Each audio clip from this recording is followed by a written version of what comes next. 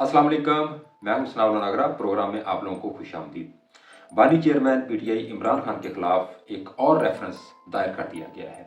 जैसा कि मैंने पहले भी अर्ज किया था कि इमरान खान के खिलाफ कुछ केसेस ऐसे हैं जिनको आप ओपन एंड शट केसेस कह सकते हैं। जैसा कि साइफर केस है, 190 मिलियन पाउंड का केस है, और इसी तरह से तोशा खाना केस, फिर 9 मई हमला केस जो है, ये ऐसे केसेस हैं जिनमें इनको सज़ा जो है होनी ही होनी है। तो इसलिए अब नैब ने एक और रेफरेंस जो है वो बानी चेयरमैन पीटीआई इमरान खान और उनकी अहलिया बुशरा बीबी के खिलाफ दायर कर दिया गया। तो ये रेफरेंस जो है ये तोशा खाना केस में दायर किया गया है।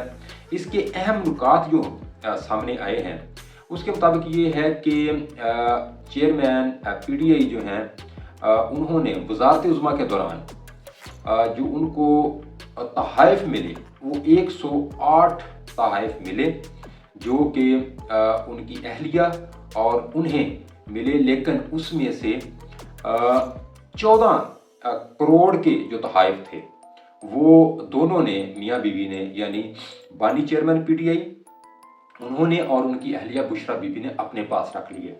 इसी तरह से सऊदी वली अहद की तरफ से एक ज्वेलरी सेट मिला जो कि बहुत मालियत का सेट था, लेकिन वो भी कम मालियत ज़ाहिर करके बुशरा बीबी ने अपने पास रख लिया। अब बल्कि वो सेट सिर्फ अपने पास रखा ही नहीं बल्कि वो तोशा खाना में जमा ही नहीं करवाया गया। तो इस तरह से ये जो रेफरेंस है ये भी इमरान खान के खिलाफ एक रेफरेंस दायर कर दिया गया है और इसमें इसका जो है वो मज़ीद आगे कार्रवाई शुरू होगी। तो इसी तरह से बाकी जो 190 मिलियन पाउंड का वो भी रेफरेंस दायर हो चुका है और साइफर में जो है वो केस चल रहा है, और इसी तरह से बाकी जो 9 मई के वाक़यात हैं उनके खिलाफ भी अब ट्रायल जो है वो फ़िलहाल चल रहा है। तो इस तरह से ये केसेस जो ऐसे केसेस हैं ये ओपन एंड शट केसेस हैं। और इसके साथ एक और ख़बर वो ये कि पीपल्स पार्टी के सेनेटर हैं बहराम तंगी, जिन्होंने एक सेनेट में करारदाद रेजोल्यूशन जमा करवाई है जिसमें उन्होंने ये मुतालबा किया है कि जो ऐसे अनासर या ऐसे लोग जो हमारी आर्म्ड फोर्सेस जो हैं उनके खिलाफ जो प्रोपेगेंडा करते हैं, चाहे वो सोशल मीडिया पर प्रोपेगेंडा कर रहे हैं या जहाँ पर भी वो कोई साजिशी खेल खेलते हैं या कोई प्रोपेगेंडा करते हैं, अगर कोई नुमाइंदा है तो उस की कम से कम नाअहली की मुद्दत जो है वो 10 साल की है।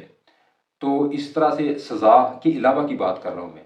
तो ये जो उन्होंने एक करारदाद जमा करवाई है सेनेट में, तो आप यहाँ से अंदाज़ा लगा सकते हैं कि जब चेयरमैन पीटीआई के खिलाफ ये 9 मई हमला केस जो है जब वो बाकायदा चलेगा और उसका ट्रायल शुरू हो जाएगा, तो फिर ये जो डिस्क्वालिफिकेशन होगी वो उनकी कहाँ तक हो सकती है। ये सज़ा के अलावा की मैं बात कर रहा हूँ।